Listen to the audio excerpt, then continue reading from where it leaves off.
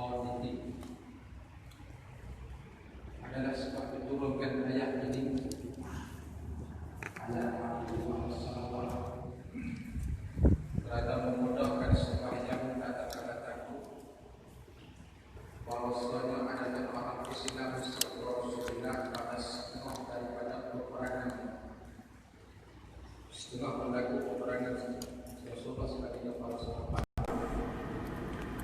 Sembahyang Rasulullah sallallahu alaihi wasallam sembahyang zuhur atas jalan adat, atas jalan biasa. Macam semaya ni. Semaya ni dia ada dua. Kalau kita duduk rumah biasa, semata kita semaya zuhur 4 rakaat. Bila kita musafir, diharuskan kita buat zuhur 2. Bahkan boleh kita jamak asar dalam waktu zuhur pun boleh, jamak takdim. Ataupun kita jamakkan, takhirkan zuhur dalam waktu asar boleh juga. Halak satu lagi masalah semaya ni, kadang-kadang boleh kita tinggalkan rukun semaya setengahnya. Iaitulah kita semaya dalam peperangan. Maka semaya dalam peperangan ni boleh kita tinggal rokok, ada setengah halat, bukan semua dah. Waktu dah iltiham, waktu dah jadi bersedaging oleh peperangan, maka semayalah jihad mana tinggal kiblat pun boleh, tengah jalan pun boleh. Itu ada satu tajuk bab khas untuk solat syiddatul khawfi. Kemudian Allah Ta'ala turunkan ayat ini. Setengah daripadanya berlaku peperangan Rasulullah sekali dengan sahabat-sahabatnya pada musyrikin. Dan adalah musyrikun hampir dengan mereka itu. Para musyrikin Quraisy hampir dengan Rasulullah dan juga sahabat-sahabat. Mereka ni melihat akan muslimin. Melihat ia akan muslimin, maknanya ia tak jauh sangat. Jadi kalaulah jauh tu kita tak nampak pula.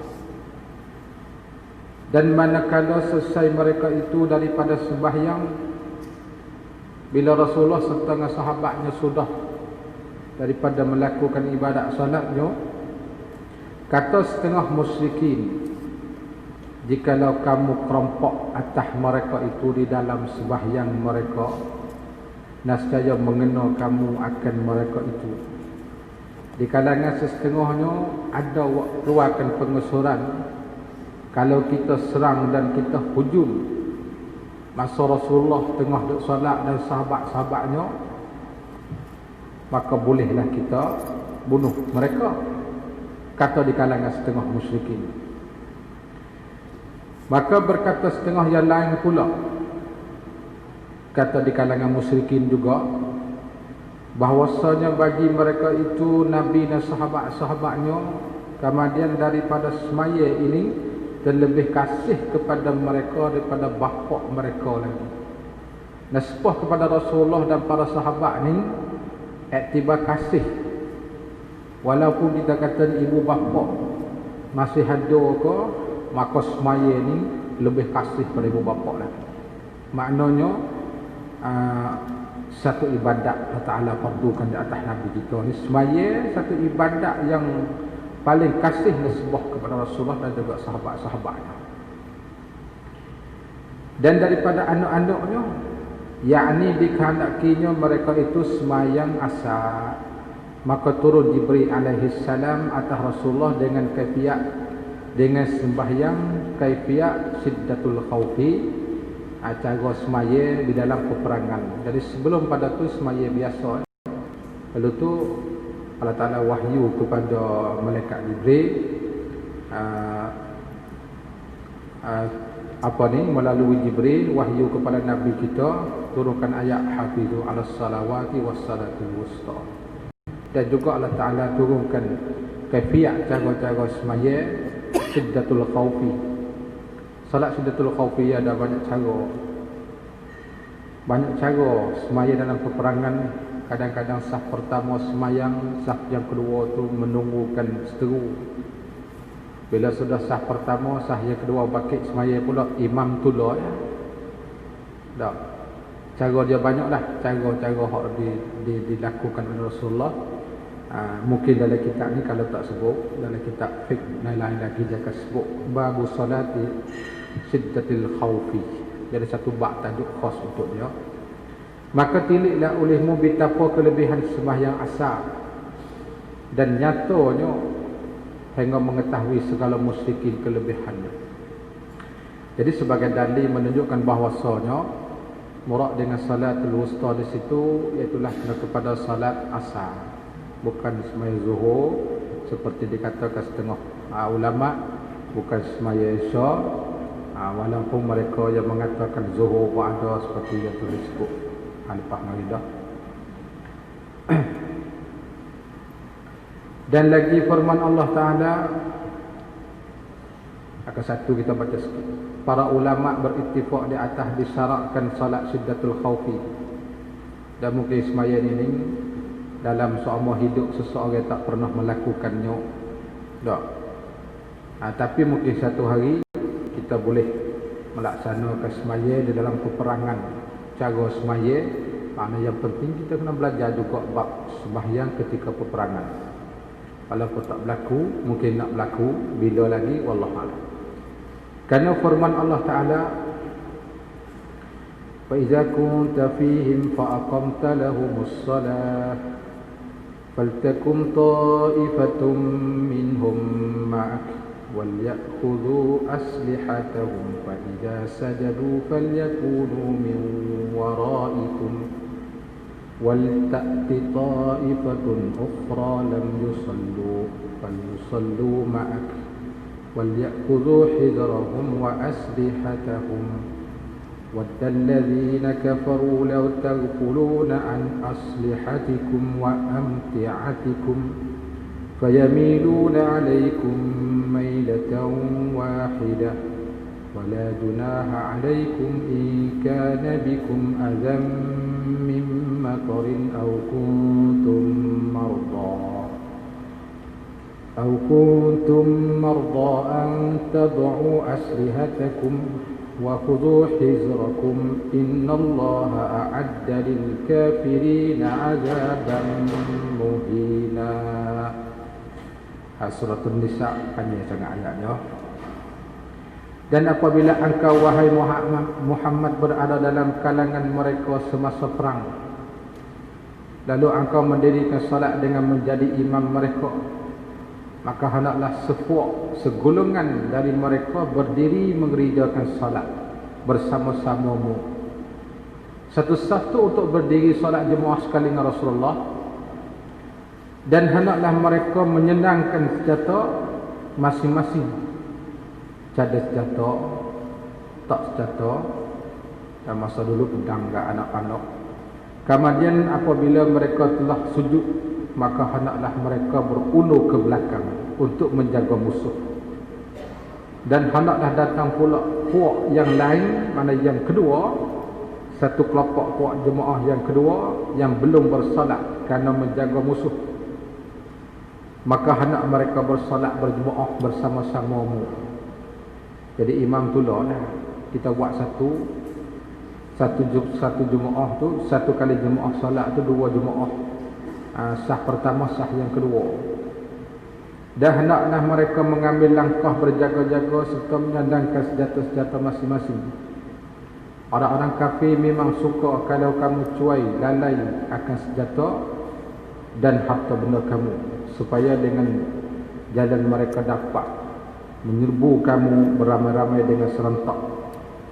Itulah suka sangat kafir. Dan tidaklah kamu berdosa meletakkan senjata masing-masing jika kamu dihalangi sesuatu yang menyusahkan disebabkan hujan ataupun kamu sakit. Duduk sekali dengan kita tak apa. Tak, alat senjata. Dan hendaklah kamu mengambil langkah berjaga-jaga. Sesungguhnya Allah telah menyediakan bagi orang-orang kafir itu azab seksa yang amat menghinakan. Telah memilih Imam Syafi'i radhiyallahu anhu akan 4 kaifiat daripada 16 kaifiat. Maknanya cara solat Sujdatul Khawfi ni dia semua ada 16 kaifiat. Maka Imam Syafi'i memilihkan daripada 16 kaifiat itu, dia ambil 4 kaifiat sahaja cara solat. Di antaranya yang disebutkan dalam ayat tadi, setengahnya disebutkan dalam hadis, kaifiat cara-cara kita nak solat Sujdatul Khawfi, dan setengahnya disebutkan dalam Quran. Untuk penjelasan yang lebih lanjut tentang kaifiat solat Al-Khawfi, rajuklah kitab Bugyatul Tullab bagi Syekh Daud Al-Fatani jilid pertama 221. Di situ dia adalah cara-cara sembahyang, cuma kita tidak sebut di sini dah. Dan kitab Bughayah Syekh Daud ni salah satu mata pelajaran para pondok-pondok di Tani, yang mana kita sebut tadinya kitab Bugyatul Tullab ni diterjemahkan daripada kitab Tuhfatul Tullab dan juga Manhajul Wahhab ataupun dikenalkan Fathul Wahhab bagi Syekhul Islam Zakaria Al-Ansari. Jatuh maksud itu.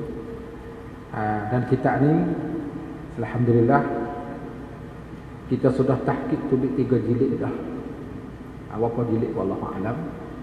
Jilid pertama kita sudah buat daurah, jilid yang kedua pun sudah buat daurah, jilid yang ketiga tengah-tengah duk citak. Mungkin sebelum Ramadan akan datang ni kita mengadakan daurah, bukan kat sini di pondok saya. Sebelum Ramadan, jilid yang ketiga tengah-tengah citak, sebulan lagi siap. Jilid yang ketiga dan jilid yang keempat insya-Allah tak tulis lagi. Syarah Bughayah, satu jilid 650 safhah, hampir 700 safhah. Satu jilid terbalik lagi. Barangkali ada kat luar tu 1 dengan 2 je safhah. Tak, tak sikit dah. 1 dengan 2, 3 tak ada lagi, tak siap lagi. Dalam kitab Bughayah Syekh Daud ni dia ada jelas tentang bab solat Sujdatul Khawfi. Kita buka sana, kita mengaji lah kitab insya-Allah taala. Ada umur panjang lagi insya-Allah lain kali dah daurah kat sini insya-Allah taala. Doakan kita masuk ke kitab. Dan lagi firman Allah taala, munibina ilaihi wattaquhu wa aqimus salata wa la takunu minal musyrikin. Kembali kamu hai segala mukminin kepada Allah, takutlah akan Allah dan dirikan olehmu akan sembahyang, dan jangan ada kamu daripada orang musyrikin. Imam Ibnu Katsir di bawah mentafsirkan ayat ini dengan katanya, ay bal minal muwahhidin al mukhlisin lahul ibadata la yuriduna biha siwahu. Letak kaki di bawah kan. Bahkan hendak adalah kamu dari golongan orang-orang yang mentauhidkan Allah, yang mengesahkan Allah, yang ikhlaskan ibadat untuk Allah Ta'ala. Mereka tidak menghendaki dengan ibadat itu selain daripada Allah. Itu disebutkan oleh Ibnu Katsir tentang ayat munibina ilaihi di atas tadi. Kita bukalah kitab-kitab lain lagi. Imam Qurtubi dalam tafsirnya ayatul ahkam, al-jami' di ahkam, apa ni, jami'ul ahkam, ahkamul Quran, berkata pada ayat wa aqimus shalah wa la takunu minal musyrikin, itu Allah Taala menyatakan bahawa ibadat itu tiada memberi manfaat kecuali serta ikhlas. Ini yang penting sekali.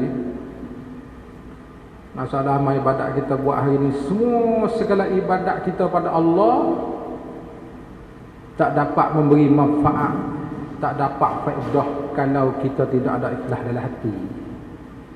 Segala ibadat, baik kita mengaji, ni kita duk mengaji majlis ilmu kita, kalau kita tidak ada ikhlas kerana Allah, tak ada manfaat, tak ada pahala, tak ada ganjaran di sisi Allah kerana niat betul-betul lillahi ta'ala. Kita yang juga baca sendiri pun lillah, insya-Allah ta'ala Tuhan akan bagi niat ikhlas kerana Allah untuk sebarkan ilmu sikit sebanyak. untuk manfaat kepada orang awam lagi, betul hati dengan Allah Ta'ala. Jadi kalau tak ada ikhlas, tak ada manfaat. Sebab tu Imam Qurtubi mentafsirkan ayat ni, tiada memberikan manfaat kecuali serta ikhlas kerana Allah. Ngaji untuk kita nak menghilangkan daripada kejahilan, belajar untuk nak perbetulkan ibadat kita dengan Allah. Itu yang penting sekali. Dan makna inabah, atas pula, atas bawah tadi pening mata.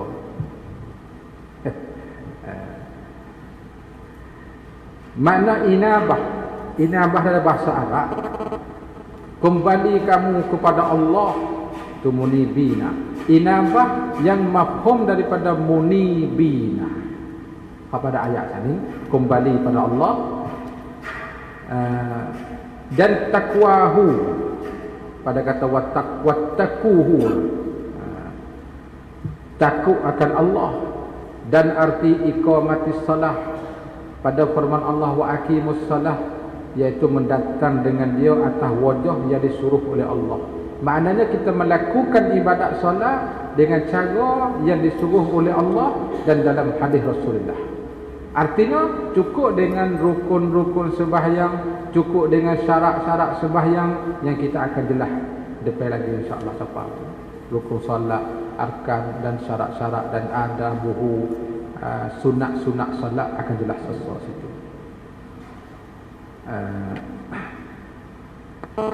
Kita turun di bawah sikit.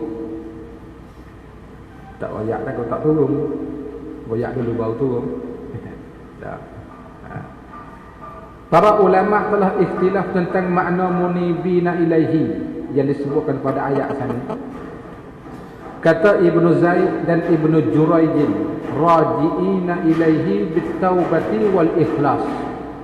Makna bagi munibin dengan makna raji'ina ilaihi ilallah bitaubati wal ikhlas. Kembali mereka itu kepada Allah dengan bertaubat serta ikhlas. Kita kembali pada Allah dengan kita taubat pada Allah dan ikhlas hati kerana Allah.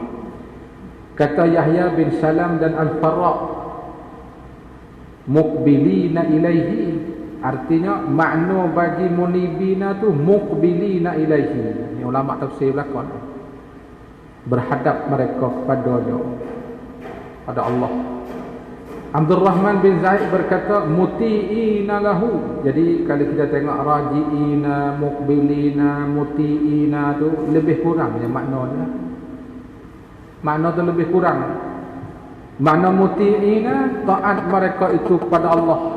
Muti'ina ilaihi.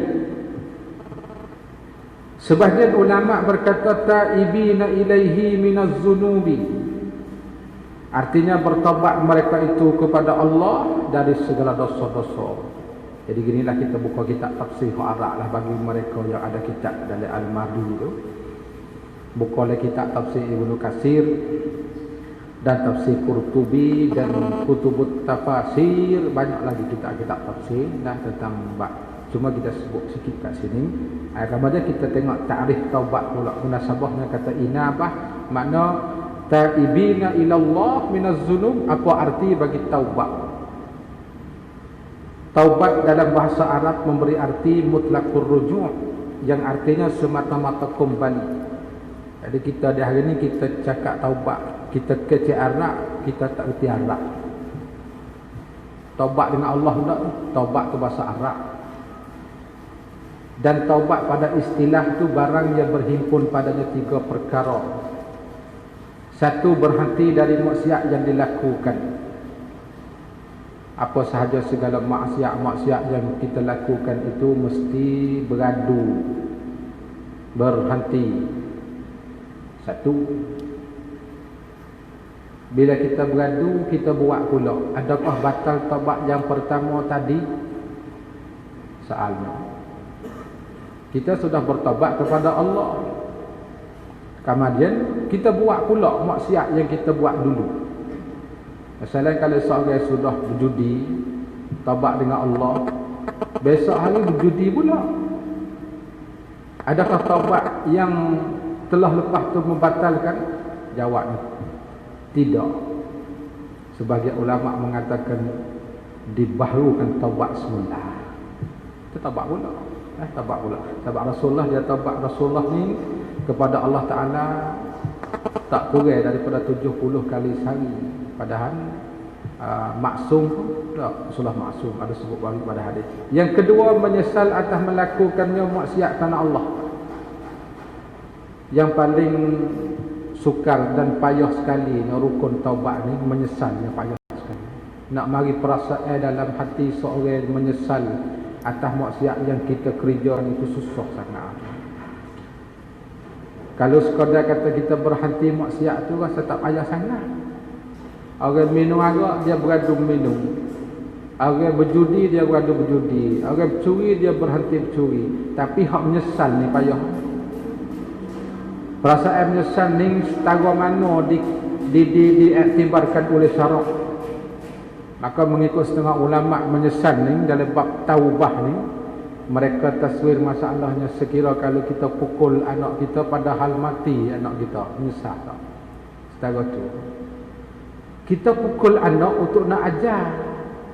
Tiba-tiba dengan sebab kita pukul membawa kepada mati anak kita, maka menyesal bab taubat ni lebih daripada tu lagi. Itu pas payah sikit. Sebab tu ulama bilang rukun taubat yang paling besar sekali menyesal. Itu yang besar sekali.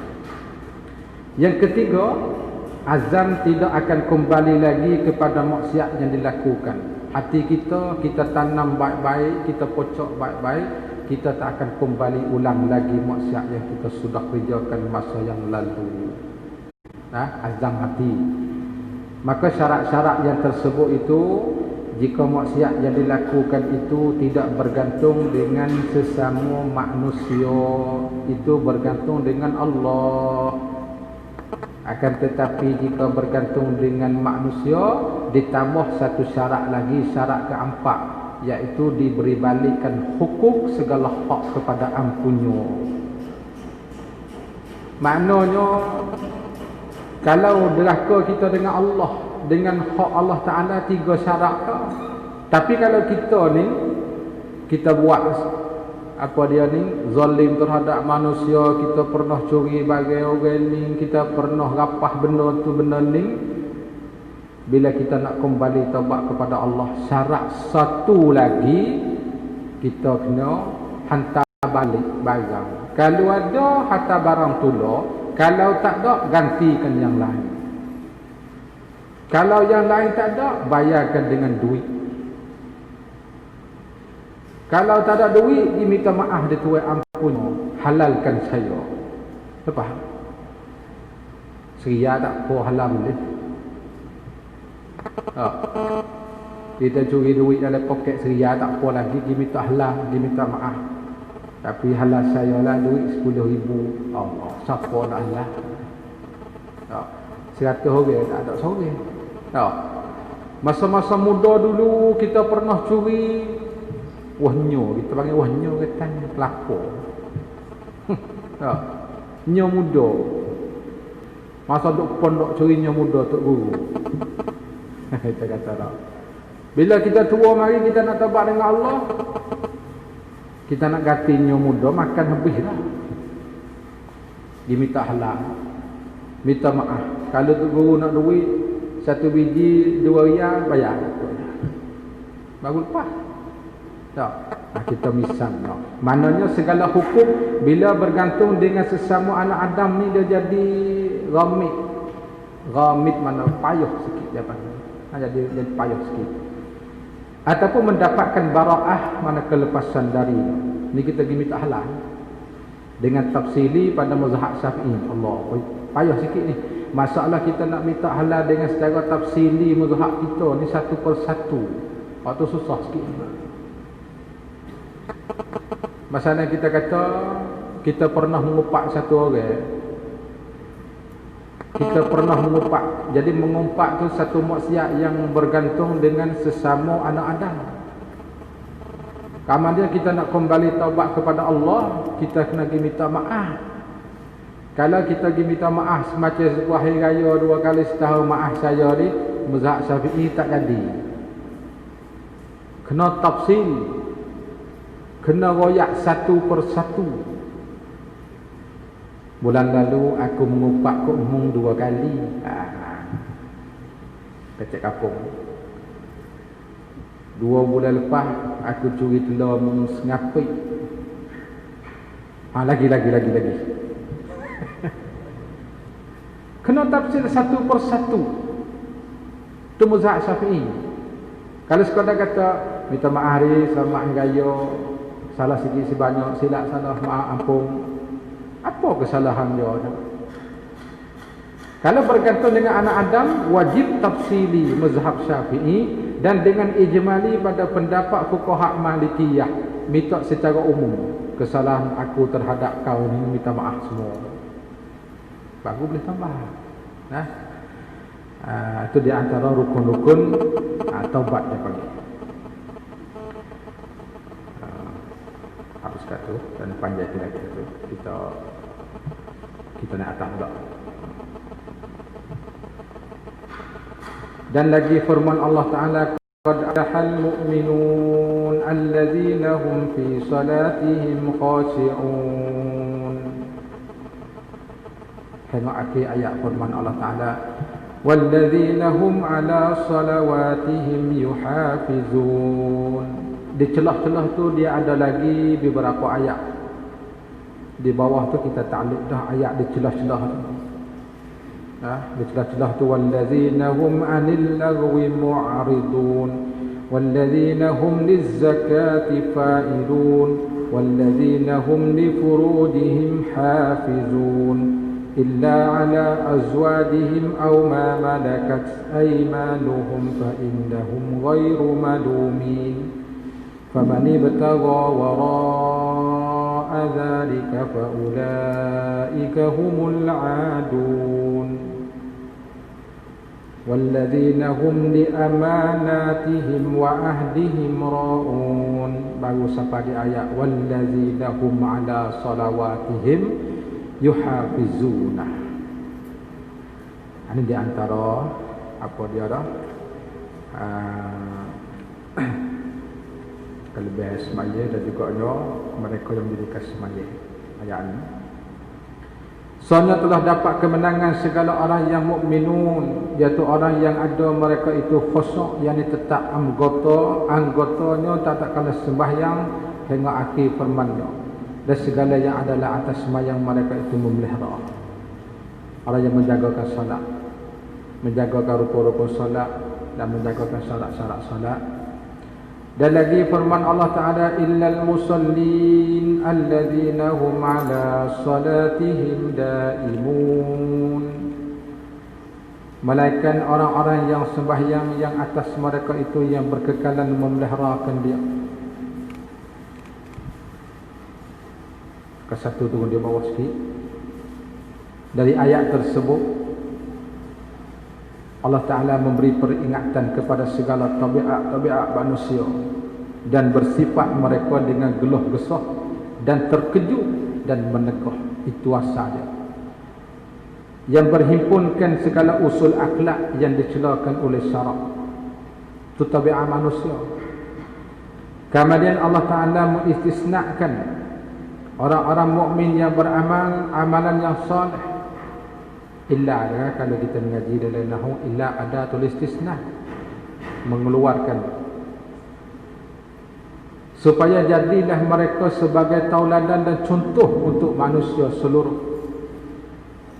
Firman Allah Ta'ala, innal insana khuliqa halu'a idza massahu syarru jazua wa idza massahu al-khairu manu'a. Sesungguhnya manusia itu dijadikan bertabiat resah gelisah, lagi bakhil kedeku. Itu tabiat manusia. Hak asal gitulah tabiat asal. Apabila ia ditimpa kesusahan, ia sangat resah gelisah. Dan apabila ia beroleh kesenangan, ia sangat bakhil kedeku. Abdullah yang bakhil kedeku. Maksud dari ayat tersebut bahawa dijadikan manusia itu resah gelisah, sedikit bersabar. Bila tipu bala tidak sabar, tidak bersabar atas bala yang Allah Ta'ala bagi, tidak syukur atas nikmat yang diberinya. Yakni manusia itu apabila ditimpa kepapaan dan kesakitan dan sebagainya, maka ianya banyak resah gelisah, terkejut dan mengadu hal. Betul, bila sakit sikit mengadu hal sama-sama sahabat, mengayuh. Akan tetapi apabila ia beroleh kesenangan dari kekayaan, pangkat, kekuatan, kesihatan dan sebagainya, maka ianya banyak menegah dan menahan dan bakhil atas yang lain daripada orang. Ini maksud ayat tadi. Kita buka letak tafsir Dr. Wahbah Zuhaili rahimahullah ta'ala, tafsir murid lah. Maka disesnak yakni dikeluarkan muka di sana. Tak habis lagi di bawah tu, di sana ada sikit lagi. Di bawah di sana. Pengertian ayat tersebut bahawa manusia itu bersifat dengan sifat-sifat kecelaan, kecuali mereka yang diberi taufik dan hidayah pada jalan yang kebaikan.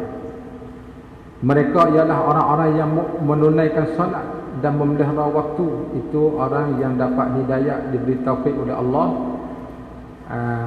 Orang yang menunaikan solat dan memeliharakan waktu, wajibat, segala yang wajib. Tidak tinggal mereka satu waktu pun.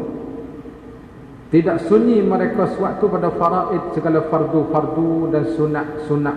Sunan tu bahasa Arab, jamak sunan, segala sunat. Mereka tidak bersifat resah gelisah, terkejut, menegah. Semuanya itu dari keimanan mereka dan agama yang ada pada diri mereka atas sifat yang dipuji. Kita naik ke atas. Maka diistisna, yakni dikeluarkan mereka itu daripada bagai manusia yang dijadikan perangai mereka itu terkejut dan gelah kesah, mengenakan mereka itu kejahatan. Dan apabila mengenal mereka itu kebajikan, ditegahkan kebajikannya pada mengerjakan kebaikan.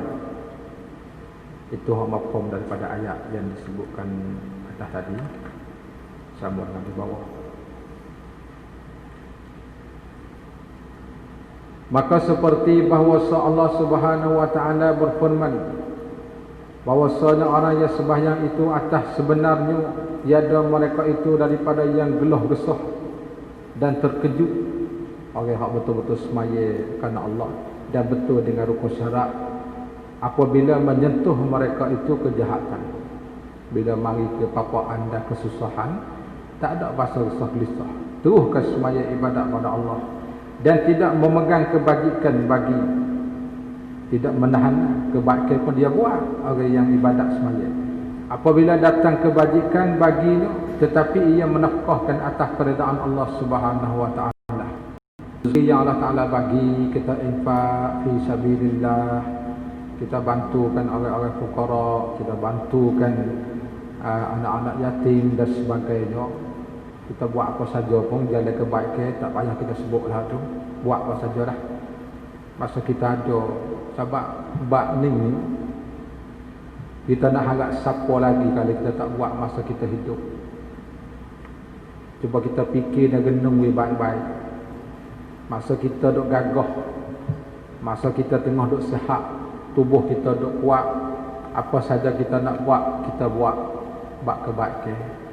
Baik kita ibadat pada Allah segi batiniyah, tak baik segi bab zahiri, baik segi kita infak, kita tabarru'at, kita buat sendiri. Allah Ta'ala bagi itu samantara. Kalau guna betul dengan cara, alhamdulillah. Tak. Tapi kalau kita guna tak betul dengan cara, atau itu juga akan diazab oleh Allah Ta'ala. Kita yang kena azab. Sebab masa kita masih hidup kita buatlah. Nanti kita nak harap kepada anak-anak kita tu dia buat bila kita mati dah tu, dia persen tak banyak sangat. Persen tak banyak. Wasiat ke anak, bila ayah mati kena bagi ke surah masjid ni sikit-sikit.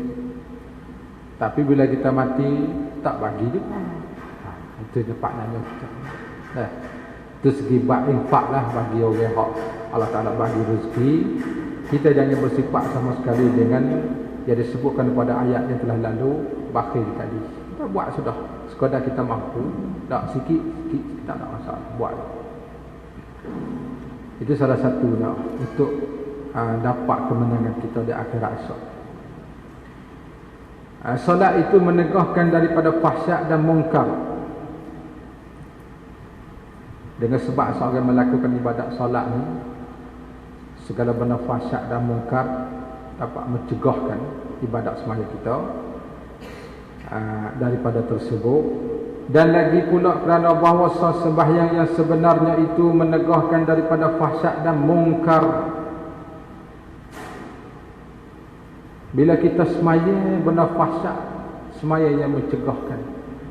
Kadang-kadang jatuh soalan juga ni, saya semaya dah, tapi masih duk buat lagi. Tak. Saya semaya, saya puasa, tapi maksiat tak beradu-adu. Sebab apa? Sebab apa situ? Tengok. Di bawah tu kita ada taklid sikit. Apakah pengertian dan arti solat itu? Menegah dari fahsyat dan mungkar. Sedangkan kebanyakan orang-orang bersolat itu tidak dapat menegahkan dari perkara fahsyat dan mungkar. Apa maksudnya? Kita ada sembahyang hari-hari pun, kita tak dapat meninggalkan maksiat fahsyat setengah tu masih terbuat lagi. Apa maksud? Inna salata tanha 'anil fahsya'i wal munkar. Maksudnya tidak menyuruh dengan ma'ruf, malahan pula mereka bersifat dengan akhlak yang jahat, karuk, keji pada cakapan, ketiadaan betul pada muamalah serta orang lain. Apakah jawapannya? Bila timbul soalan semacam itu, kita nak jawab macam mana? Jawabnya, mereka tidak mendirikan solatnya atas wajah dan kaifiat yang sahih. Tu. Kita sembahyang setiap hari, tapi tak betul dengan wajah syarak. Kadang-kadang kita cukup dengan rukun dengan syarak, tetapi kita kurang di khusyuk. Itu salah satu. Kan semaya ni iktibas rukun syarak tu sah, tapi bila seorang tidak ada khusyuk dalam ibadat semaya, seolah kata sembahyang tidak ada ruh. Tidak ada ruh. Sebab itulah semaya seorang tak dapat mencegahkan daripada fahsyat dan mungkar. Di hari ni kita duduk tangga ni, kebanyakan orang awam semacam kita hari ni lah, kita duduk tengok ibadat solat kita ni, kita nak yakin 100%, wasa tak berapa yakin lagi kata sah setengah. Sebab kita tak erti dengan rukunnya. Rukun sembahyang 13 kita tak jelas. Di antara rukun bab niat, bab takbir, bab Fatihah dan banyak lagi rukun-rukun af'al. Situ pun kita dah terdekat dah. Tak, apakah lagi bab khusyuk? Sebab tu semaya kita di hari ini tak dapat mengesankan seorang daripada melakukan maksiat. Sembahyang tapi maksiat ada buat gitu. Sembahyang tapi maksiat tak beradu, bertewah dengan maksiat. Dah. Itu di antara sebab dia. Dengan wajah dan kaifiat yang sahih yang datang daripada Rasulullah, cara Nabi semaya, cara kita lain. Tahu sangat tak? Jauh sangat dari situ. Dan yang disuruh dan mengajarkan para sahabat, mereka memaling dari belajar tentang hukum solat setengah. Ini tak apalah, berapa cokoh saja, berapa puluh orang saja. Ramai lagi yang tak kerti bab hukum semayang, tak kerti cara rukun, ramai lagi. Kalau kita sebut bila rukun pun nak bila tak boleh. Bila secara tafsir cuba huraikan rukun, cara-cara takbir, berapa syarat, tak kerti pula. Semaya sebagai semaya tiruan. Orang semaya, kita semaya. Semaya itu tak dapat mencegahkan fahsyat dan mungkar. Dan kita usaha insya-Allah. Dan kita mengaji ni kita ada usaha. Hanya mereka semata-mata melakukan harakat dan gerak-geri yang zahir sahaja. Rokok, sujud. Hakikat rokok tak tahu. hakikat sujud pun tak faham, tak erti. Itulah natijah dia, yang mana mereka taklidkan dengan solatnya itu orang lain daripada orang. Turut semaya tiru dia panggil. Di kalangan kita hak belajar ilmu, alhamdulillah, pasal kita dah lalu rukun sembahyang sekian-sekian.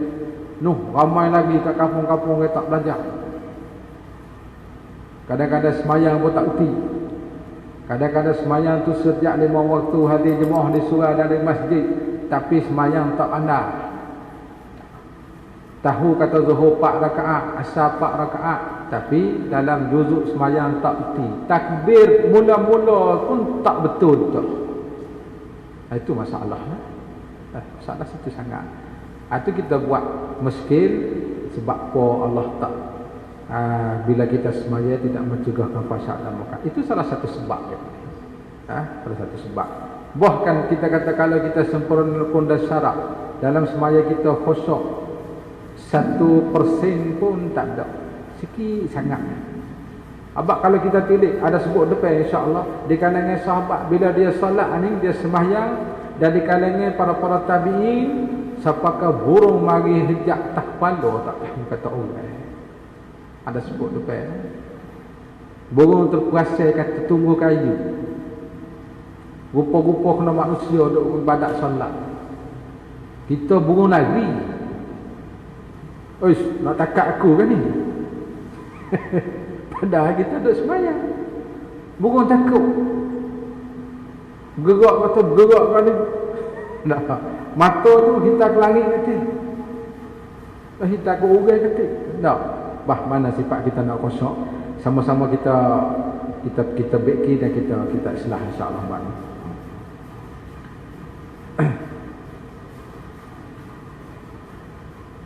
Seperti firman Allah Ta'ala, wa aqimis salata innas salata tanha 'anil fahsya'i wal munkar wa la dzikrullahi akbar wallahu ya'lamu ma tasna'un. Dan dirikan olehmu akan sembahyang, bahawa sembahyang itu menegah daripada kejahatan dan pekerjaan yang mungkar. Sesungguhnya zikrullah itu terlebih besar. Tapi dia terjemah tak habis itu saudara, kerana wallahu ya'lamu ma tasna'un, dia tidak terjemah. Allah Ta'ala mengetahuikan apa yang kamu lakukan. Kita buat apa saja Allah Ta'ala mengetahui, Allah Ta'ala tahu, tak boleh kita sembunyikan.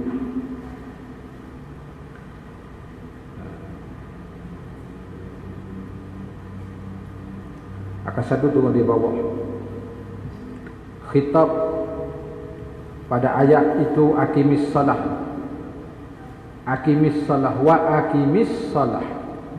Aqim tu fi'lul amri. Ada adik-adik ngaji nahwu. Aqim fi'il amal ni khitab ke siapa? Katanya bagi Rasulullah pada asalnya, juga kepada umatnya, termasuk kita semua. Dan makna iqamatus solah yang arti dirikan solat itu, tunaikanlah ibadat solat itu dengan sempurna bacaan. Itu makna aqimis solah. Iqamatus solah ni makna kita tunaikan ibadat solat dengan sempurna bacaan. Bacaan yang rukun, Fatihah, takbir, takbiratul ihram. Takbir ni macam-macam juga takbir. Akan sapa rukun semaya insya-Allah. Nanti hurai semula. Allah, kadang-kadang dia panjang takbir. Nak masuk tu qasak ta'aruf ta'jing dak.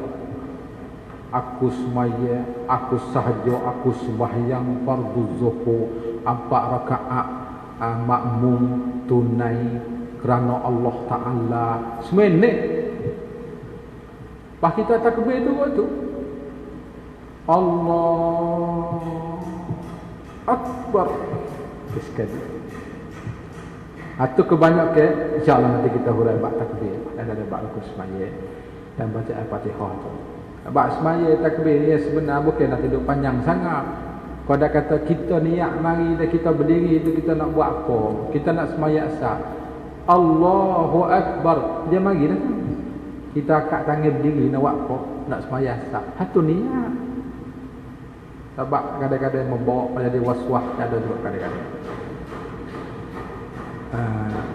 Rokoknya dan sujudnya, tasyahudnya, rokok pun sempurna. Rukun-rukun solatlah, sujud, tasyahud dan syarat solat. Ini akan bahas sesuatu ni satu persatu kita akan hurai. Sebab kitab Muniatul Musalli ni kita bercara, kita bincang bab solat. Tak ada bab lain. Bab puasa tak ada. Bab zakat tak ada. Bab untuk ibadat solat sekarang. Syarat, rukun, sunnah, makruh, itu ya. Cara bab tu. Dan syarat-syaratnya dan adabnya kerana solat itu ialah tiang agama seperti yang telah disebut dalam hadis as-salatu imaduddin.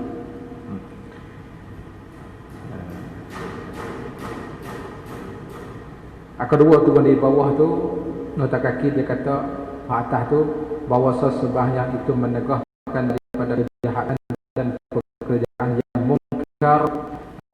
Di bawah tu dipakai daripada ayat yang tersebut bahawa solat di bawah waktu itu membersihkan dan menyucikan dari dosa-dosa yang telah dilakukan.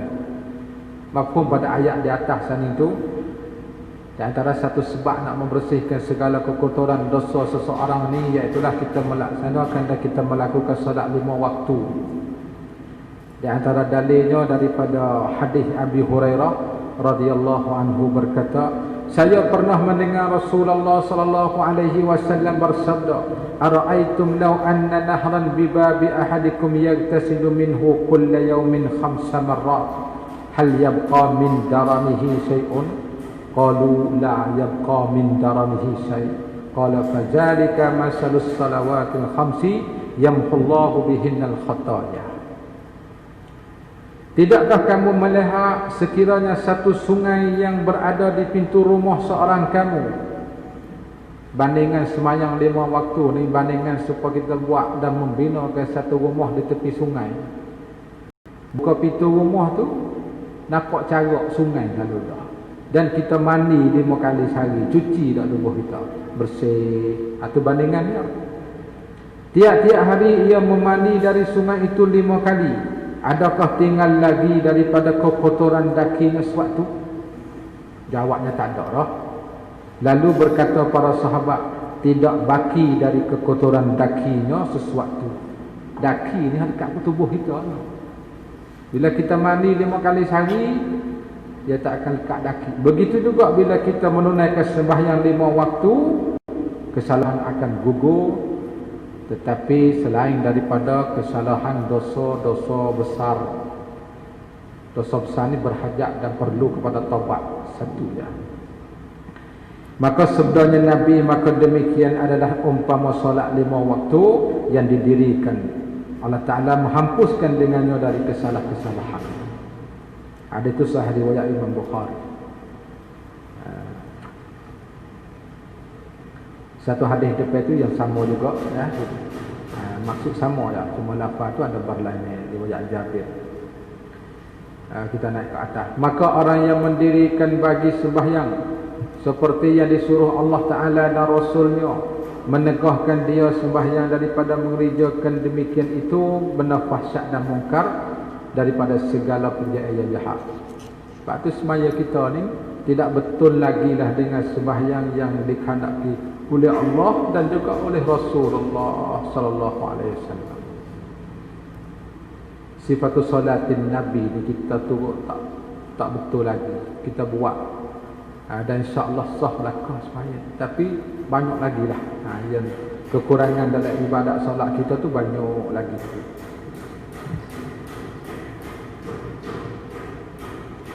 Dan sabda Nabi sallallahu alaihi wasallam, "Sallu kama raaitumuni usalli." Hadis tu dia panjang lagi. Di bawah kita ada takrib hadis. Kitab yang asal dia tidak takrib. Hadis tu siapa riwayat. Kemudian bila kita tahqiq tu kita takribkan hadis-hadis. Kita baru. Hadis tu di bawah tu panjang lagi. Fa iza hadarat as-salatu falyu'azzinnakum ahadukum wal ya'ummakum akbarukum. Ada itu riwayat Bukhari dan lain. Sembahyanglah kamu seperti barang yang kamu lihat akan daku sembahyang. Kita di hari ini, masalah kita duduk sembahyang hari ini, kita tak pernah melihat pun Rasulullah sembahyang. Kita dengan Rasulullah ni dah jauh sangat dah, 1400 tahun lebih kurang, 1400 lebih.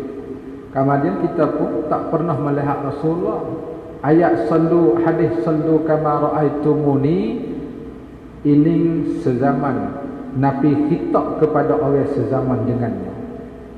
Iaitulah sallu tu khitab kepada sahabat. Para sahabat, kamu sembahyanglah seperti aku sembahyang, seperti kamu melihat aku sembahyang. Maka kita di hari ini, kita sembahyang seperti mana kita tahu sembahyang Nabi yang disebutkan oleh ulama-ulama, cara-cara semaya yang disebutkan oleh hadis-hadis Nabi. Sebab tu di bawah tu akan satu, para ulama telah berselisih pendapat tentang makna ru'yah pada hadis tersebut. Ru'yah ni kita mafhum pada ra'aitumuni, sallu kama ra'aitumuni. Jadi ru'yah kat situ tu dua pendapat bagi ulama. Pendapat pertama, ru'yah dengan makna melihat seorang akan Rasulullah, iaitulah orang sezaman Rasulullah, sahabat-sahabat beliau. Dan tiap-tiap seorang dan tiap-tiap sesuatu yang dilakukan oleh baginda Rasulullah, baik perbuatannya, perkataannya, maka wajib diturutkan dan diikutkan. Itu orang yang sezaman dengan Rasulullah. Dan kita hari ini, walau kita tidak sezaman Rasulullah, bila kita tahu apa yang dikatakan oleh para ulama, tabi'in, turun mai tabi'in, maka wajib kena ikutkan cara semaya Nabi. Ikut cara semaya Nabi, cuma ada tempat ikhtilaf sedikit sebanyak itu ya. Nah, kalau mazhab begini, mazhab begini. Pendapat yang kedua, ru'yah dengan makna alima dalam bahasa Arab. Ra'a bimakna alima, nampak dengan makna mengetahui. Tak mesti nampak. Bila kata nampak ni, nampak dengan mata. Melihat ni melihat dengan mata. Tapi bila kata dengan makna alima, kita tak nampak dengan mata, tak apa, kita mengetahui cara solat Rasulullah. Ini makna yang kedua. Ini makna yang kedua. Maka makna hadis itu, sallu kama ra'aitumuni, apa dah? Sallu kama alimtumuni usalli. Ini kita takwil, ada pendapat yang kedua. Kamu semayalah seperti mana kamu mengetahui aku semaya. Bila tak melihat aku pun, maka kita tahu hari ini cara semaya Rasulullah 1400 tahun lebih ni melalui pewarisan Nabi, tokoh-tokoh ulama yang cerita dalam kitab-kitab mereka. Siapakah kita hari ini? Boleh kita kenalkan pihak cara sembahyang, boleh kita tahu cara rupa-rupa sembahyang. Padahal rupa sembahyang, kalau ulama tak hurai baik kita tak dapat ambil daripada Al-Quran. Kita tak erti cara niat, cara takbiratul ihram, banyak lagi cara-cara dia. Mana yang mana kita ketahui daripada ulama-ulama cerita dalam kitab-kitab mereka, itulah cara semaya Rasulullah. Cuma tempat ikhtilaf, perselisihan di kalangan mereka adalah sikit sebanyak. Yang dikata sunat, yang dikata wajib, itu halal. Semaya. Sebab tu ikhtilaf ulama sebagai rahmat untuk umat sekalian, untuk umat semua. Naik ke atas mula, maka hendaklah kita mengikut akan yang dikerjakan oleh Nabi SAW atas jalan yang kita ambil daripada ulama umat ini yang dahulu. Kita cara ulama. Sebab tu hari ni ada setengah tu tak nak pakai ulama pun ada. Kita berhadap kepada dua, satu kitabullah, yang kedua sunnatul Rasulillah. Kita tak pakai ijma' ulama, kias ulama, kita tak pakai. Ada setengah di kalangan mereka tolakkan, ambil dua sahaja. Tak. Kalau sebut dalam Quran, okey.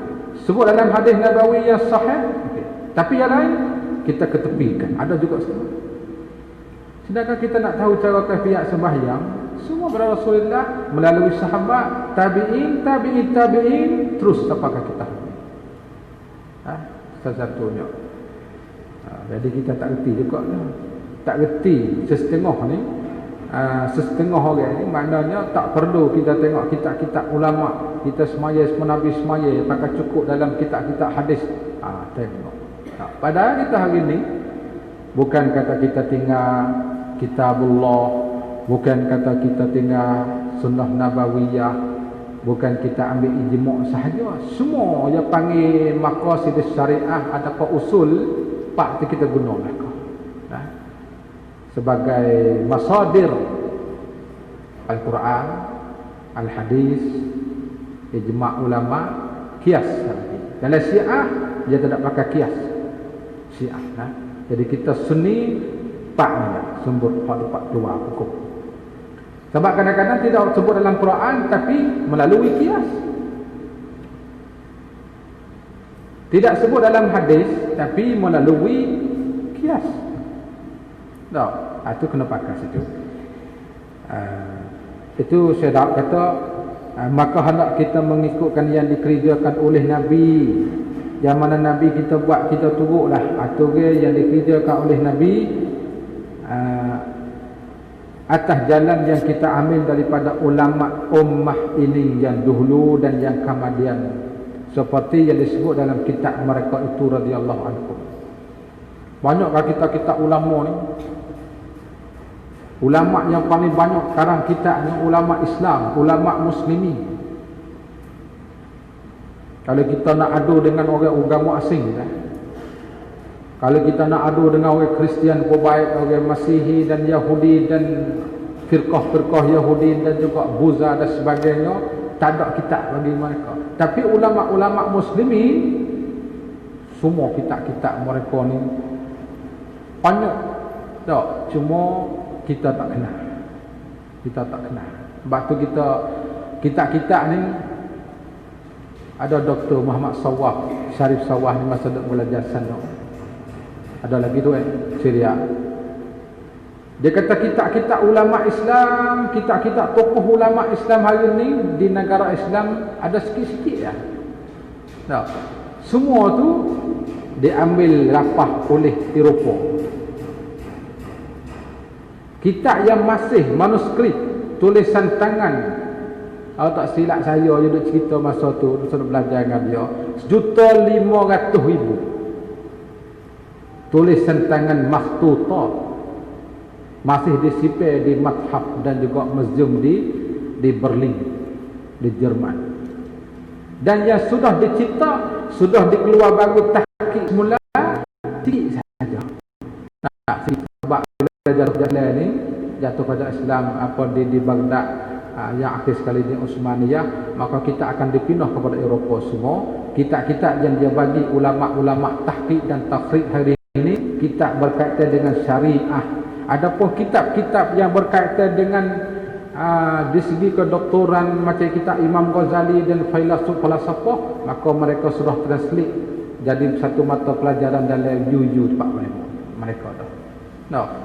Pak kitab tu banyak sangat. Kita contoh mudah-mudahlah. Kitab yang kita ada belajar ni baru sangatnya. Syahadat Fatani Munyatul Musalli ni lebih kurang 200 tahun. Tapi tak ada satu manuskrip pun di Bangladesh ni. Manuskrip di Malaysia paling banyak museum negara. Ya, sebab hilang sana duduk sini. Tulisan tangannya makhtutat katanya. Ya, dalam lagi banyak lagi. Sebab tu kita perlu kepada kita ni kena turut jejak langkah ulama-ulama. Kita jangan sama sekali kita melekehkan dan kita membela hinakan para ulama, kerana mereka lah sebagai pewarisan Rasulullah sallallahu alaihi wasallam.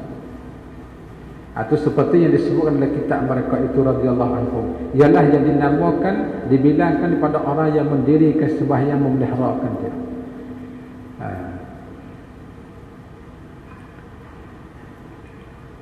Kemudian adalah bagi sembahyang itu adalah baginya rupa yang zahir sempurna. Sebab sembahyang kita dia pecah kepada dua. Satu rupa yang zahir maka iaitu syarat seperti ruh. Syarat sembahyang ni masuk waktu, mengambil wudul, bertaharah, itu ia panggil sebagai syarat dan seperti ruh nasbah kepada tubuh. Maka rukunnya seperti kepala, rukun solat, mulai daripada kita takbir, niat dan badan. Dan sunat ab'ad itu seperti anggota, dan sunat hai'ah itu seperti segala bulu perhiasan. Tubuh satu orang ni, tubuh kita satu orang ni, kalau kita nak buat bandingan dengan ibadat solat, dia cukup lah. Tubuh bila cukup dengan tangan, bila cukup dengan syarat seperuh. Bila kita ada roh, dia hidup. Rukun tu menepati seperti kepala. Bila kita tak ada kepala, dia mati. Sunat ab'ad ni macam tangan kaki, dia tak mati. Kadang-kadang orang ni potong kaki, kadang-kadang orang ni potong tangan, dia tak mati. Kadang-kadang tak ada belaka, dua kaki, dua tangan, tapi hidup. Sempurna tak? Tak sempurna. Sembahyang pun demikian juga. Maknanya kalau kita sembahyang, kita tak nak baca kunut, tak ada masalah. Sah salat, sah. Sempurna tak? Tak. Sebab mazhab kita kunut, dia antaranya sunat ab'ad. Mana kita nak kelahi dan kita nak berbalah bak kunut, tak sah. Nak baca-baca, tak si baca, jangan lari orang. Itu kan? Kita mazhab Syafi'i, pendapat muktamad dalam mazhab Syafi'i mengatakan al-qunut sunat ab'ad, kita baca. Dan mau tak nak baca, tak sah baca. Sunat ab'ad tak sempurna sembahyang. Itu ya. Tak sempurna. Jadi benda lagu tumor tu kita duk buat kelahi, buat balah. Yang pentingnya kita tarik-tarik. Yang belum solat, kita widya semaya, pakat-pakat tu. Dan sunat hai'ah itu seperti segala bulu perhiasan. Bandingan sunat hai'ah ni, bandingan manusia, kalau tak ada bulu perhiasan, dia tidak comel. Macam kita, kalau tak ada bulu kening, tak ada bulu mata, dia tak comel. Dia patut saming, licing belakang. Comel tak? Rambut pun dia cukur, kening pun dia cukur, misalnya licing si pong dengan buah bola. Tak comel. Tak. Dia tak janggut. Sebab tu bulu ni satu perhiasan. Bila kita sembahyang, kita bacalah sunat ab'ad. Segala tasbih dalam rokok, segala tasbih dalam sujud, segala zikir-zikir yang lain lagi dalam tahiyat, apa saja salawat yang Ibrahimiyah, semua sunat ab'ad baca. Sebab kita nak memperhiaskan ibadat kita, nak mencomelkan tubuh kita dengan perhiasan bundu. Tak, itu saja. Rambut, kau tak ada rambut tak comel tak? Orang lelaki pada botak tak comel. Rambut je kena comel. Tak, kita bisa ya. Mau nak sempurna. Maknanya dalam bentuk satu orang manusia Allah Ta'ala jadi, cukuplah kalau kita nilai tilik kepada ibadat sembahyang kita. Cukuplah saja.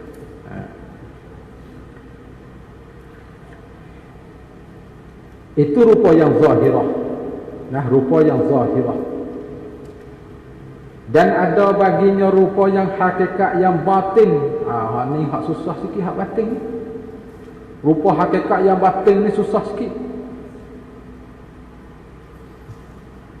Hak biasa kena khusyuk, tu susah sikit, ikhlas kerana Allah. Dan tidak sempurna bagi sembahyang dan tiada tamamnya melainkan dengan mendiri dengan keduanya sekali. Ibadat sembahyang kita nak sempurna, kalau zahiriyah saja tak sempurna. Kalau tidak adanya batiniyah, mesti kena dua-dua serentak. Zahiri pun mesti, yang batini pun mesti. Barulah ibadat sembahyang sempurna. Maka ibadat sembahyang hak semacam itulah dapat menegah dan mencegahkan daripada fahsya dan juga benda mungkar. Adapun ruku yang zahir itu maka iaitu seperti berdiri dan takbir dan membaca Fatihah, itu rupa yang zahir. Dan ruku' dan i'tidal dan dua sujud dan duduk antara keduanya. Akan siapa penjelasan satu-satu itu depan insya-Allah akan dia jelas satu. Dan duduk tasyahud dan tahiyat dan salam. Inilah daripada segala rukun yang zahir dan sunan-sunannya dan syarat-syarat. Adapun hakikat yang batin, ini yang paling susah untuk kita. Hakikat yang batin, maka seumpamanya khusyuk. Lepas bagi tadi lah khusyuk semaya tak susah sangat. Kadang-kadang kita nampak hening, nampak lembut semaya. Dia tak mesti lembut gitu khusyuk ni. Mungkin dia tak gerak nak bakit. Kita nampak dia ni sendu bakit rokok, sendu turun rokok, sendu sujud, sendu ai khusyuk semati semaya. Apa dia sakit sendi. Abang khusyuk dalam hati. Khusyuk dalam. Tapi kalau kita semaya semacam seperti ayam patuk padi pun tak boleh ke, tak sah. Ada tabaninah. Itu khusyuk tu dia susah sikit. Sama-sama kita usahalah insya-Allah tu. Itu rupa yang batin. Dan hadir hati dan sempurna ikhlas dan tazallul. Tazallul ni makna dalam ibadat semaya kita ni kita merenahkan diri kepada Allah Ta'ala. Tazallul ni panggil. Kita merendah diri kepada Allah, kita menghinakan diri kita ni untuk beribadat pada Allah. Takkan kita nak tunjuk kita ni megah. Orang ibadat kepada Allah Ta'ala ni anggota semelia-melia anggota di tubuh jasad seorang, kepala, dahi. Tapi bila kita sembahyang, kita kena letak kat bawah sekali waktu kita sujud. Itu kita hina. Tak. Anggota semelia sekali, kepala, dahi kita di atas. Tapi bila kita rukuk sujud, mesti kena sujud. Kalau kita tak sujud, tak sah ibadat sembahyang. Tazallul. Dan tafahum bagi ma'ani Quran. Kita kena reti apa bacaan yang kita baca di dalam ibadat solat kita. Tapi ni bukan syarat. Nak hakikat yang batin. Maka hal ni nasbah kepada orang awam, dia tak reti lah kerana kita ni kita baca Fatihah sampai ke akhir tu pun kita tak reti makna lah. Apa yang kita baca tu, apa arti dia, kita tak tahu makna dia. Tahiyat yang kita baca tu, apa maksud dia. Nak mengerti dia kena belajar kena pakai masa, belajar nahum lagi. Tak. Ataupun kita tengok makna-makna dia mengerti, tak apa dah, mana jawi tu mudah sikit. Tak. Dia panggil tafahum bagi ma'ani. Dan tasbih dan lainnya daripada segala wazifah sembahyang yang batinah.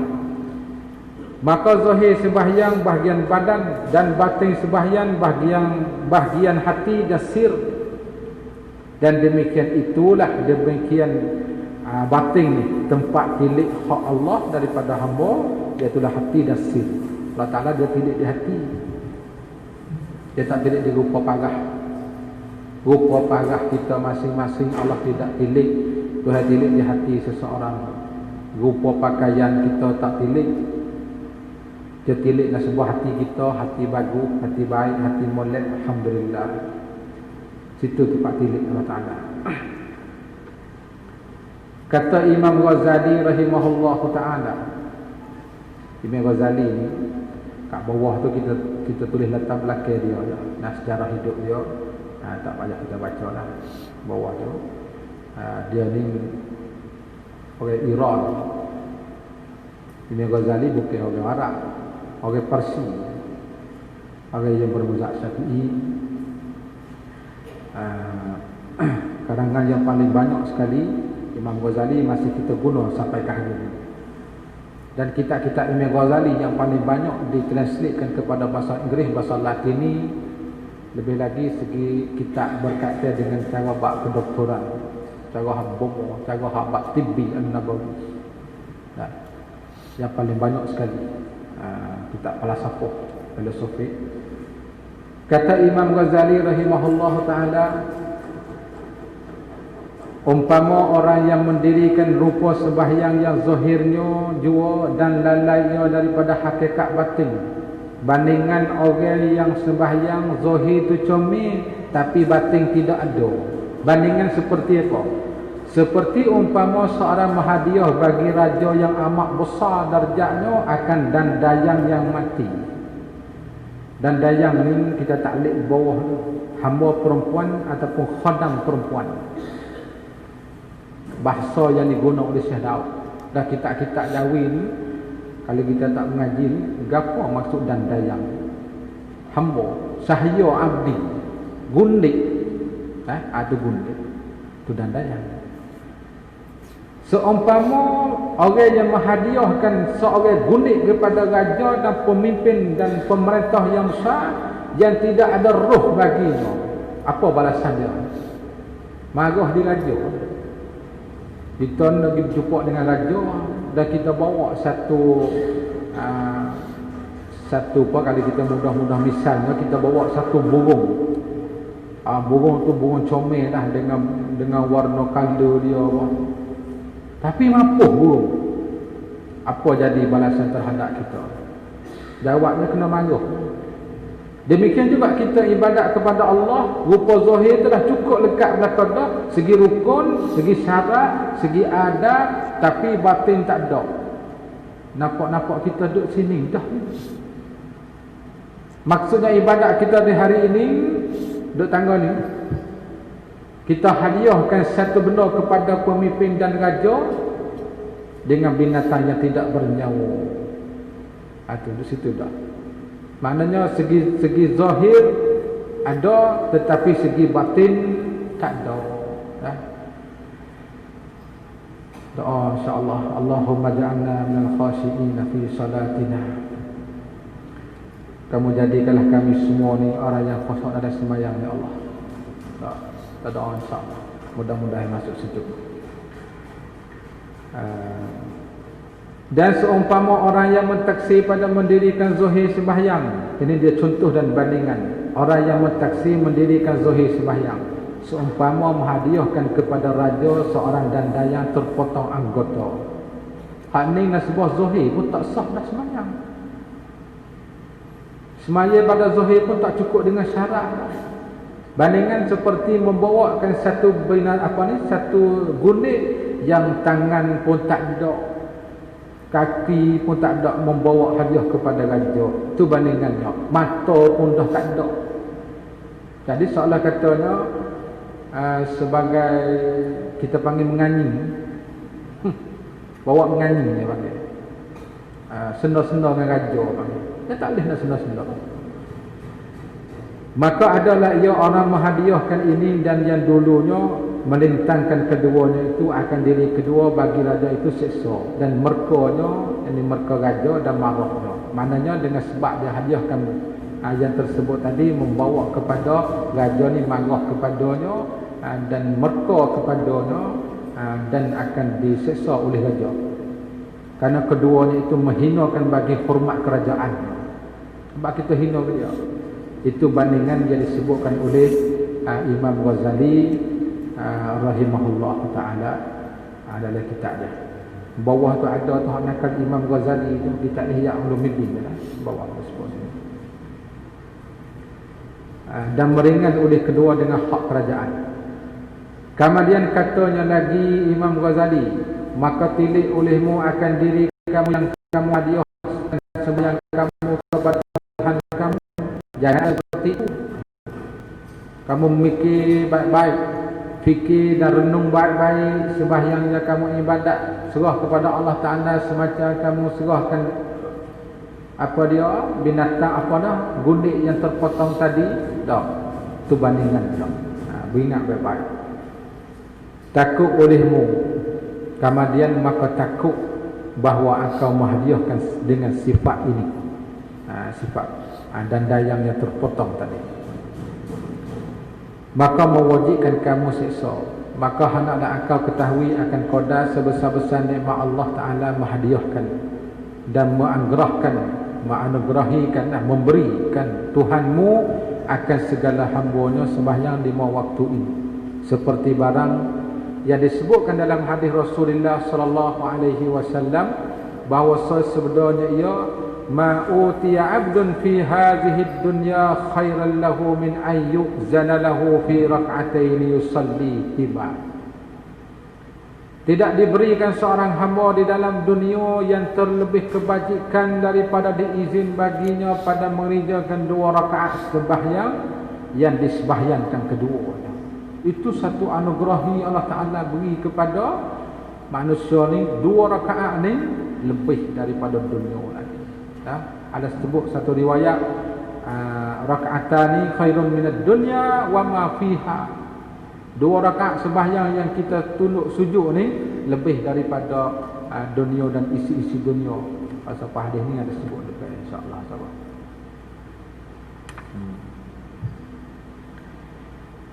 Di bawah tu ada ta'liq kedua.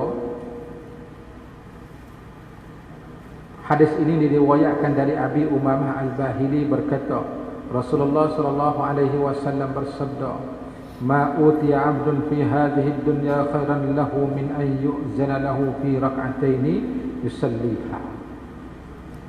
Itu hadis tu ada takrib. Cuma hadis dhaif lah. Di bawah tu kita ada sebut akhir sekali tu Imam As-Suyuti dalam kitab Al-Jami'us Shaghir berkata hadis ini adalah dhaif. Dhaif pun kita bukan nak sebanyak buat dalil dah. Abang hadis dhaif ni ada tempat yang boleh kita buat beramal dengan bab fadail dan bab fadilah, akan sebut depan dan bab sapuh muka dengan alasan yang disebut oleh Imam Suyuti, akan sebut depan lagi. Fa fiha yahsulu lahu al-khulwatu ma'ahu wal infiradu bih wal mujalasatu lahu wal inqita'u ilayh wa fiha turfa'u an qulubihim al-hujub wal astaru وتجلي فيها حقائق الأسرار وتشرق فيها الأنوار فيها تكون المناجاة والمصفات وهي صلة بين العبد وبين ربه عز وجل. Maka padanya pada sembahyang hasillah baginya keluar ia serta Allah. Ibarat dalam semaya kita ni seolah kita bermunajat serta Allah Ta'ala. Keluar ni mana kita sembunyikan diri dan membetulkan dan menghadapkan hati kita dengan Allah. Tu keluar. Dan dapat asing ia dengan dia. Dan dapat sekedudukan baginya. Dan memutuskan dirinya kepada Allah. Dan dapat pada sembahyang itu mengakatkan daripada hati mereka itu akan dinding dan tabir. Tabir itu tirai lah. Jika dinding tabir tirai yang antaranya dan antara Tuhan. Ini tinggi sangat kan? Ini tinggi sangat. Ibadat semaya dapat membukakan hijab di antara kita dengan Allah. Ini paling tinggi sangat. Nyatalah padanya segala haqaiq dan asrar, rahsia-rahsia dan hakikat-hakikat. Teranglah padanya cemerlang segala cahaya dan adalah padanya munajat hamba dengan Tuhannya. Dalam semaya itu seolah kita bermunajat kita dengan Allah Ta'ala dan jernih hati dan sirnya manusia, dan ialah perhubungan sembahyang juga ada satu perhubungan antara hamba dan Tuhan.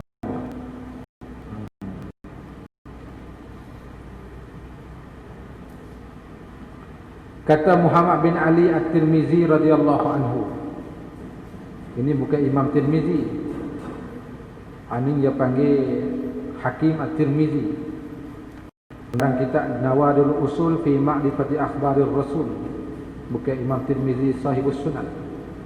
Bermula sembahyang itu imaduddin. Tak sebanyak tu imaduddin. Ini telah sebut lepas lagi dah. Sebab tu kita taklid sikit di bawah. Perkataan Muhammad bin Ali tersebut diambilkan dari hadis Rasulullah, as-salatu imaduddin, faman tarakaha faqad hadamaddin. Atau kita nak ambil dadah itu.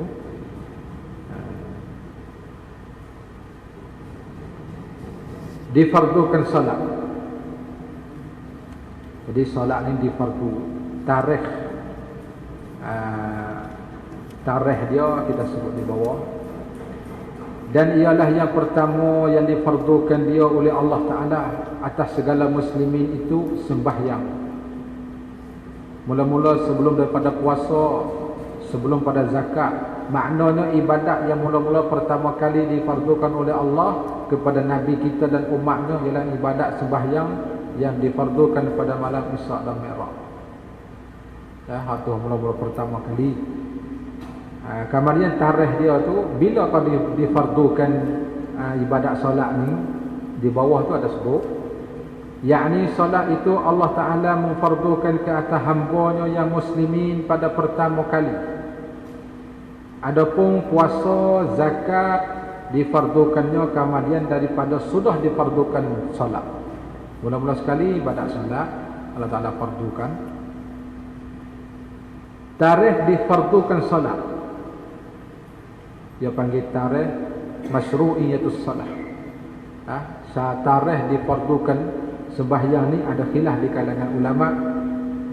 Dan difardukan solat itu pada malam Isra' sebelum hijrah Rasulullah 5 tahun atas perkataan yang masyhur di antara ahli sirah. Dia ada khilaf di antara ahli-ahli yang mengkajikan sejarah ni. Kata setengahnya sebelum Nabi kita hijrah kepada Madinah 5 tahun, maka berlakunya peristiwa Isra' dan Mi'raj. Malam itu juga difardukan ke atas Nabi dan umatnya fardu 5 waktu sembahyang. Dalilnya hadis faradallahu ala ummati lailatul isra'i 50 salatan falam azal uraji'uhu wa as'aluhu at-takhfif hatta ja'alaha 5 fi yawmin wa lailatin. Allah Ta'ala memfardukan pada malam Isra' 50 salat atas umatku, maka sentiasa aku murajaahkannya akan Allah dan aku memohonkan keringanan daripada Allah sehingga dijadikan 5 waktu sehari semalam. Turun mari sampai ke langit yang Nabi Musa duduk, mungkin naik semula. Aku sudah uji umatku dulu, mereka tak kuasa nak buat. Naik mohon kepada Allah Ta'ala dikurangkan 5 waktu. Turun mari pula, naik pula. Akhir sekalinya turun sakat 5. Daripada 50 turun sakat 5, tetapi pahala sama dengan 50 ibadat semuanya. Itu di antara kelebihan Allah Ta'ala bagi ke Nabi kita dan umat. Sebahagian dari ulama Hanafi, bawah, sebahagian pada ulama Hanafi mereka berkata difardukannya pada malam Isra' 17 Ramadan. Jadi lain sikit ni. Maknanya Isra' ni berlakunya bulan Ramadan di pendapat ulama Hanafi lah. Yang masyhur atas tadi lah. Yang masyhur di atas tadi. Sebelum hijrah Rasulullah 1,5 tahun. Maknanya 18 bulan sebelum Nabi kita hijrah berlakunya Isra', tetapi berlaku di bulan Ramadan. Satu pendapat bagi fuqaha'ul Hanafiyah. Al-Hafiz Ibn Hajar Asqalani, pengarang kitab Fathul Bari, beliau menjazamkan bahawa difardukannya pada malam 27 hari bulan Rajab. Itu dia isi pendapat Ibn Hajar. Lepas tu tengoklah penjelasan lebih lagi dia kitab lain. Pendapat yang paling rajih, yang paling kuat, bahawa tidak difardukan atas Nabi SAW salat sebelum daripada hijrah. Sebahagian ulama, maknanya sebelum pada hijrah ni belum difardukan salat lagi. Ini pendapat yang rajih. Sebahagian ulama berkata diwajibkan 2 rakaat petang dan 2 rakaat waktu malam ke atas Nabi sebelum daripada hijrah. Jadi sebelum tu sudah difardukan 2 rakaat petang dan 2 rakaat pagi. Jadi kesimpulannya ada perikhtilafan dan perselisihan di antara ulama-ulama tentang solat yang difardukan bila ada tarikh. Setelah difardukan solat, difardukan puasa Ramadan pada bulan Sya'ban tahun yang kedua hijrah, dan zakat itu difardukan tahun yang kedua hijrah juga. Kemudian difardukan zakat fitrah.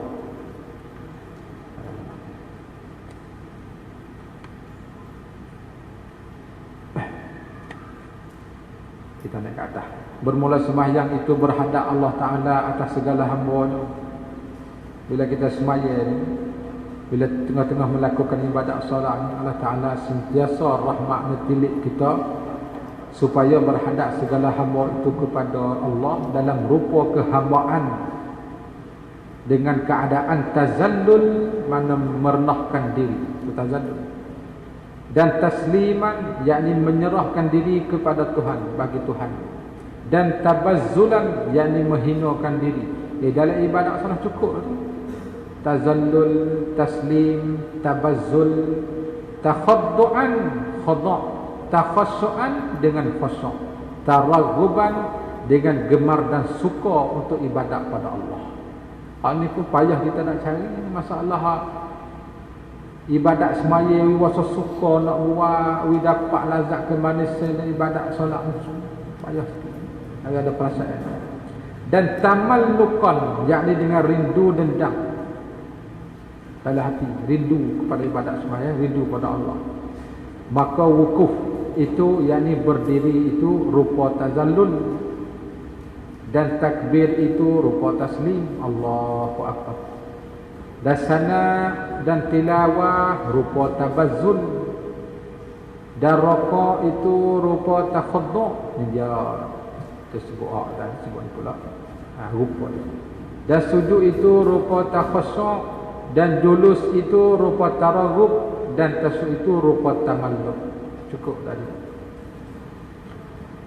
Maka berhadap segala hamba kepada Allah Ta'ala dengan itu sekaliannya, supaya berhadap Allah Subhanahu Wa Ta'ala atas mereka itu dengan tarahum, yakni dengan kasihan belah dan lemah lembutnya Allah, dan berhadap dan terimanya dan hampirkan kepadanya. Maka tidak suatu pada pekerjaan agama yang terlebih besar daripada ini ibadat sembahyang. Yang paling besar sekalinya ibadat sembahyang.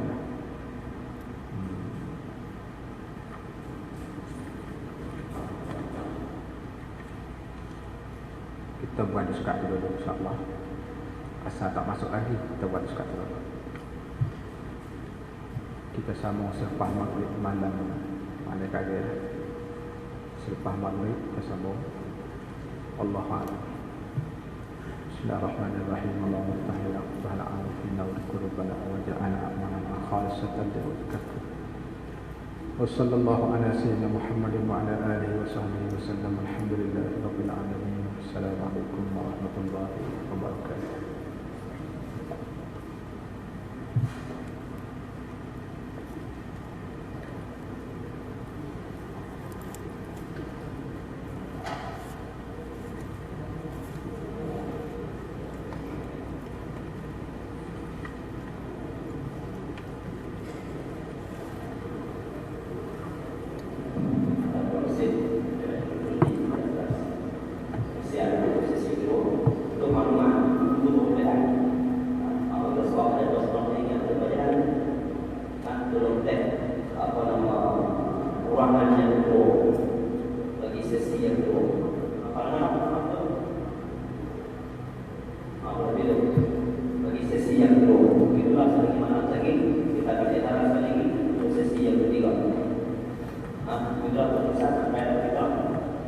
Kita